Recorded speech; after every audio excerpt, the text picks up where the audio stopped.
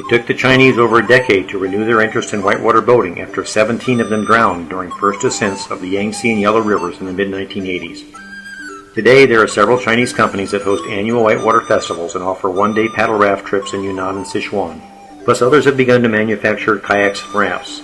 Although Chinese whitewater slalom kayakers didn't place in the 2008 Olympics in Beijing, their flatwater C2 team won a gold medal. Whitewater kayaking and rafting are still in their infancy in China, but interest in whitewater boating is slowly increasing. Most of the major rivers that have been explored in western China are remote areas that require a multi-day drive from the nearest airport.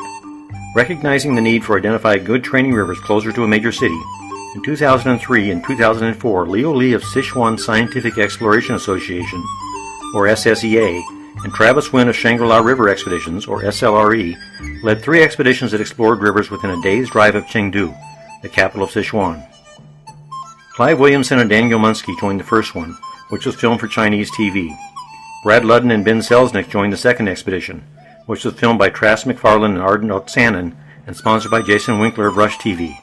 And participants in the third expedition included Tony Griebach, a German kayaker, plus Dan Munsky and Roy Hovland. The rivers that SSEA and SLRE explored in 2003 and 2004 are tributaries to the Yangtze, which drain the northern Hingduan Mountains, including the Gangshan area. At nearly 24,900 feet, Gangshan is the highest mountain outside of the Himalayas. In addition to spectacular scenery and multiple rivers which are easy to access, the area is part of ethnographic Tibet, which adds to the cultural attraction for both foreigners and Chinese.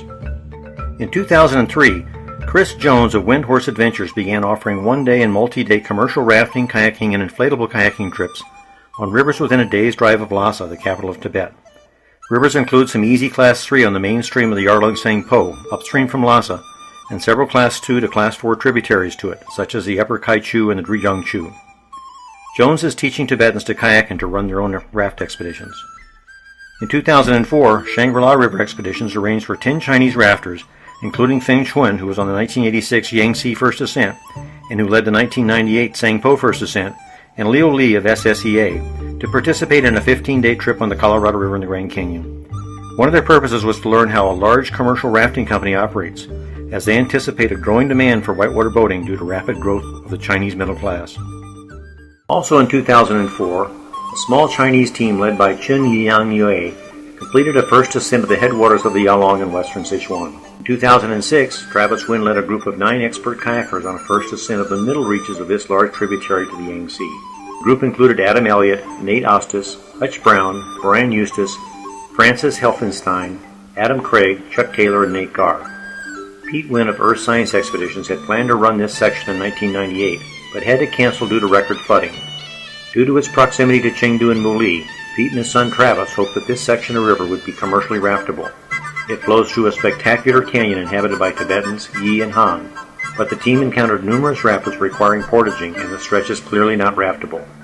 The team boated through a large dam construction site about halfway between Yajiang and Muli, and the reservoir would eventually flood about 50 miles of the canyon. In 2005, Jim Norton, Jed Weingarten, Willie Kern, and Travis Wynn began training the Chinese to run commercial raft trips for both Chinese and foreign tourists on the lower Great Bend of the Yangtze. In 2006, Wynn and a Chinese boater, Naming Hui, formed Last Ascents River Expeditions with the intent of expanding this training program to the Mekong and Salween near the towns of Deichin and Shangri-La in Great Rivers National Park. Chinese are investing $9 billion in infrastructure in this area over the next decade. They have already built a jet airport at Shangri-La and are paving highways from Dali and Lijiang to encourage tourism. In the mid-1990s, Eric Hertz of Earth River Expeditions began running commercial raft trips on the upper Yangtze in Qinghai and the lower Great Bend section of the Yangtze in Yunnan, and still runs one upper Yangtze trip each year. Last Ascents began training Chinese boaters on the upper Yangtze in 2006, and since then Last Ascents and Flow have been running both training and commercial raft trips on the lower Great Bend section of the Yangtze. This world-class stretch of river is being dammed. In 2009 may be the last year it can be boated. Chinese companies have begun to offer recreational kayaking and rafting near Shangri-La, a town in Great Rivers National Park in northwestern Yunnan, near Chengdu, the capital of Sichuan, and near Kunming, the capital of Yunnan. For example, in Yunnan, adventurous Chinese can join one-day raft trips on the Zhujiang or Upper Pearl River and learn to kayak on one of its major tributaries. It is not yet possible to bring your boating gear to China or to rent kayaks or rafts on a vehicle to go boating anywhere you want. Permits are often required, and when you're in a vehicle you must hire a driver. Getting permits can be costly and tricky, and if you go boating without a permit you may have your equipment confiscated and face deportation. These requirements are rapidly changing, but currently it is better to use the services of an organization which is already running rivers in China. Learning how to get your own permits and to arrange logistics is expensive and time-consuming, even if you know how to speak Chinese. Many of the teams that have been responsible for exploring the main rivers of western China over the past 20 years have plans to continue their efforts. These include several Chinese rafting groups, Earth Science and Shangri-La River Expeditions, Earth River Expeditions, Wind Horse Adventures, Flow, and Last Ascents River Expeditions, and various groups of expert kayakers from around the world. Many of these teams are beginning to work together to encourage ecotourism so that towns and villages are not dependent on environmentally destructive industries. In 2007, Travis Wynn and Kristen McDonald formed China Rivers Project, a non-profit organization dedicated to river conservation and education in China. Their plan is to expose Chinese government and business leaders to the rivers of western China in hopes that some stretches of these rivers can be preserved for the benefit of future generations.